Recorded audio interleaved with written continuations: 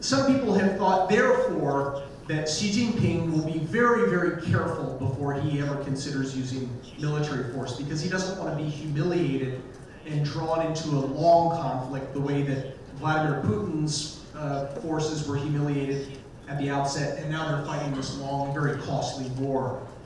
I think there are, however, other lessons that Xi Jinping might be drawing. We see some evidence from writing by People's Liberation Army commentators and others.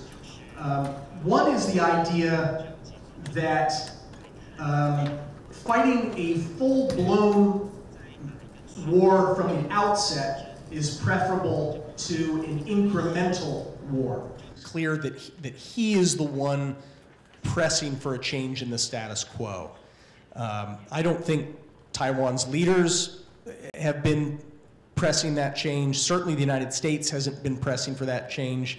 It's very much Xi Jinping who is now changing the game from one of preserving the status quo by threatening military action to prevent Taiwan from declaring independence to what he calls resolving the Taiwan question. 解决台湾问题, right? This idea that it has to be solved now. That is, that very phrase contains an obvious assault on the status quo. This idea that it's now incumbent upon Taiwan to move towards political subordination to the People's Republic of China, or it might get attacked. So we always have to keep that in mind.